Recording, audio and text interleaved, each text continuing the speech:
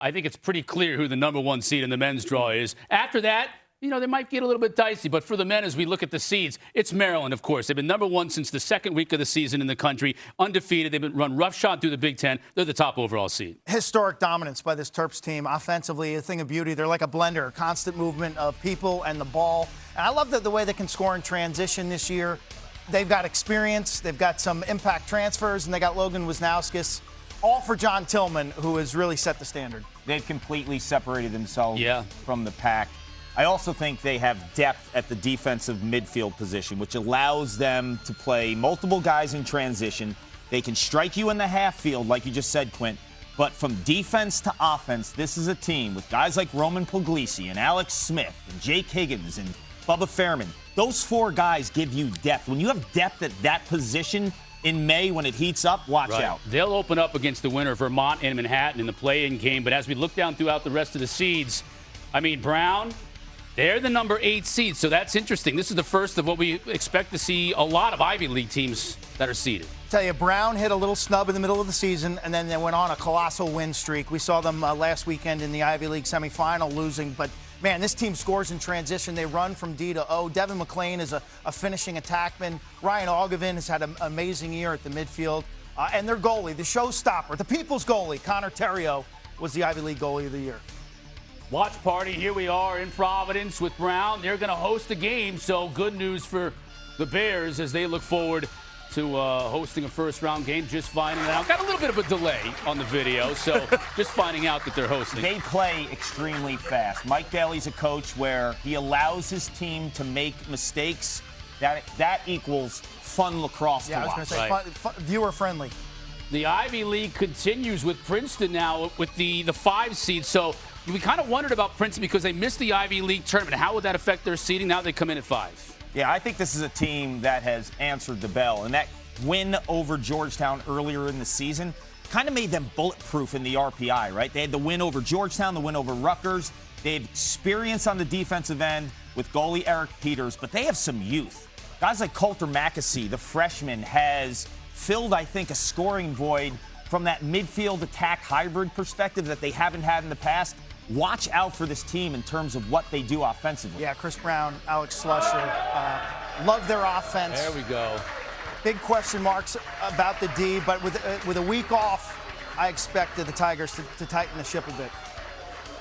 Who's the dude in the black shirt there? The third from the left. Look at that dude. Has he been doing some curls? He looks like he stole my gold chain. Number 4 seed. Is the Ivy train going to continue? It does with Andy Shea and the Yale Bulldogs. Wow. For me, this is a team that kind of has set the standard in the Ivy the last few years, and you could argue the Ivy caught up this year. But make no mistake about it, Andy Shea and his staff have big game experience. They're battle-tested in terms of where have they been in the past, like guys like Matt Brandow and Chris Fake. They've played on championship weekend before. 3 Ivy seeds already. Let's check out the bottom half, and we'll start with the number 2 seed in this tournament. No surprise. If we've already seen Princeton, when you talk about RPI as high as they were all season long, you got to think it's going to be the Georgetown Hoyas coming in, Big East champions at that number 2 seed. And there are the Hoyas getting ready to explode as they had a feeling winning the Big East and the way they've gone through the season with just 1 loss that they were going to host. Swamp Dogs can play defense. They got Will Bowen. They got the best goalie potentially in the country in Owen McElroy, Alex Mazzone. I like their shorties on D, but man, their leading group on offense now has major firepower. Guys like Dylan Watson finishing, TJ Haley. You going to leave any names for me about the Swamp Dogs? Come on, man. Yeah, they are a full balanced team. How about some barks for the Dogs? Yeah, they are a balanced team. When you look at their team from end to end, there are 0 holes. They face off well. Owen McElroy, their goalie, might be the best in the country. So Georgetown is a team that deserves to be the number 2. The Ivy League is back in 2022. And we're going to continue to fill out these top seeds with Ivy League teams. Penn just won the tournament. They're the number 3 seed. They have Sam Hanley.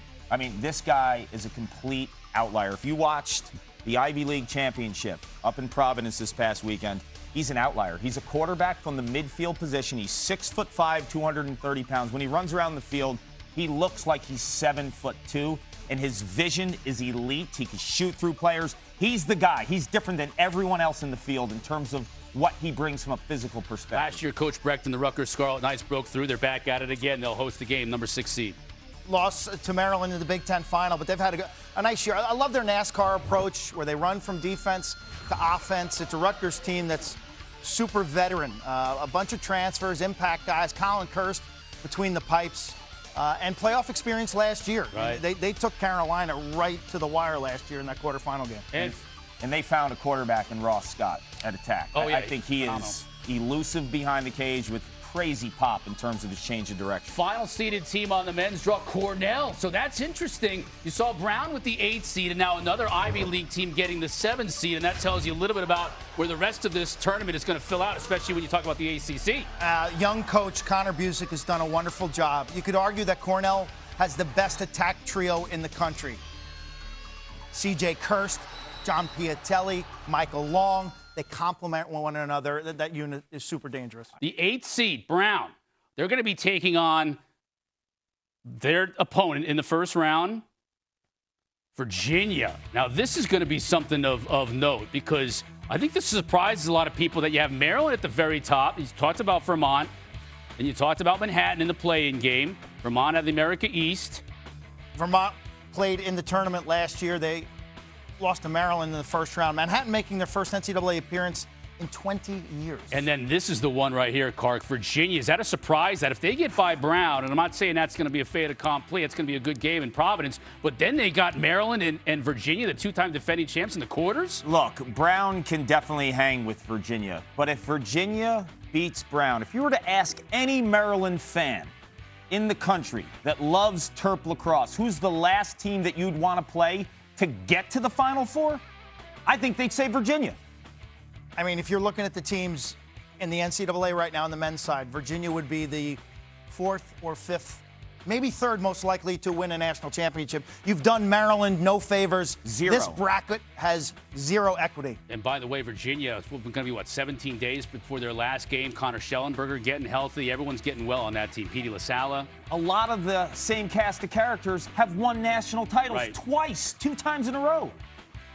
BU comes out of the Patriot League, got a nice win against Army today. So this is also, by the way, for Princeton, this is not a walkover. This is a rematch, actually. These two teams played in early April. Princeton won 12-7 against BU. But congratulations to BU, a program that started in 2014. This is their first league championship and first NCAA tournament. Paul, it seems like just yesterday, St. Joe's gave Penn all they could handle. This is a pretty good team. Oh, they're for real. Zach Cole at the face-off dot, one of the best in the country, and Matt Bomer is a 40-goal scorer, right-handed, hired gun in terms of filling up the back of the net. And they got Levi Anderson on the left side. It's a great 1-2 punch on attack. All right, let's check out the bottom half of the bracket so you know the seeded teams, the way they shape up. We told you about Georgetown. They're going to play the winner of the playing game between Robert Morris, won there, or Delaware. Delaware came out of the Colonial. Delaware was a team a lot of people thought highly of at the beginning of the year, suffered a couple of early losses, but I think they're probably the class of that league. Yeah, Blue Hens have challenged themselves this year with some tough out-of-conference games. They actually took down Johns Hopkins. So I don't think the moment will be too big for the Blue Hens. No, you talk about goal scorers. Michael Robinson, the lefty, number 19 for the Blue Hens. He can stretch a defense with the best of them. Jacksonville, a lot of people thought they'd come out of the SoCon, but Richmond is a very veteran team taking on Penn. That's going to be interesting to watch. It's a great first-round matchup. Dan Chamotti's done wonderful things. The Spiders make their, I believe, 4th NCAA appearance. It's a dangerous team. They beat Virginia in the regular season. Who's going to Piscataway?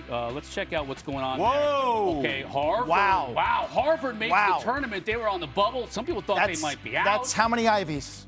That's 6 Ivies now. Unbelievable. Harvard will make the trip to Piscataway. Yeah, Jerry Byrne gets the Crimson Tide playing in May. And I will tell you, this team is so young. 6 of their 7 top midfielders are freshmen. Owen Gaffney is a future star. He's one of those freshmen. This team's future is undeniable, but right now, they're in the dance. A lot of people holding their breaths right now. One more team in the tournament that will face Cornell in Ithaca. Who is it going to be? Ohio State out of the Big Ten. Ohio State and Harvard on the bubble. They both get in. That means we saw Virginia, but we haven't seen Notre Dame, and we haven't seen Duke. Woo. Ohio State is in And, I mean, look, take nothing away from Ohio State. Coach Myers had a sensational year. Ohio State beat Harvard and they beat Notre Dame. Their losses are really high-quality losses. They've improved quite a bit. Jack Myers has had a masterful season. He and Jackson Reed form a great 1-2 punch. I have no issue with Ohio State at 10-5 and RPI of 14 getting into this field. I agree with you, but I have a big-time issue with Notre Dame being snubbed. In all my years, I've never recalled a time where there was a team that is in position for one of the at-larges that could win a national title. Like, Notre Dame can win a national title. If you watch the Duke-Notre Dame game yesterday, those are Final Four caliber teams. Notre Dame's won 6 straight games, right? They started off at 2-4. I feel like this is a team that unequivocally is a top 4 to 5 team right now. The recency, okay, the eye test recency for me, Notre Dame could contend for a national title. If this were the college football playoff selection criteria, Maryland would be 1, Georgetown would be 2, Penn would be 3, and guess who 4 would be? Probably Notre Dame. Yes. And they're not in this field. And I feel for those student athletes. I feel for that coaching staff in the university. This team of the last 6 games, undefeated and taking names. They changed the lineup. They put Jake Taylor in middle of the season, and their production has gone through the roof. They're scoring offense, shooting percentage, the whole deal. They got a young Fogo, Will Lynch. He's gotten better and better and better. And this is the scariest team. Like, this is the most momentum Notre Dame's ever had entering the NCAA tournament. I think it's their most dangerous team in franchise history, and yet they don't get in this tournament. This is a hard pill. They've got no bad losses. They got a strong strength of schedule. They beat Duke twice. They beat Carolina. Ohio State beat them head-to-head. I mean, that's got to be where it comes. So what about the debate between Notre Dame and Harvard? Okay? Notre Dame right now, if you look at what they've done, and you mentioned the college football playoff, if you use the eye test, and a lot of people say, oh, you got to stick to the numbers, stick to the numbers. They were 2-4. And when they were 2-4, the best team in the country this year has been Maryland. They lost by 2 goals to the Terps early on in the season. If you watch the way that they're playing lacrosse, isn't the goal to get the best teams to play in the NCAA tournament? Notre Dame is a top 4 to 5 team. Give Penn the 3 seed. Penn went through the Ivy, which was a great conference this year.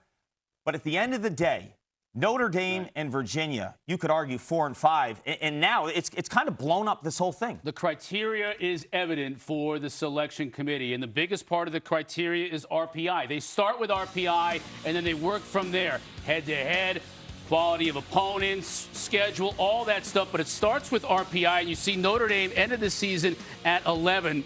They're the only team in the top 12 in the RPI, along with Duke. Those are the 2 teams that didn't get into this tournament.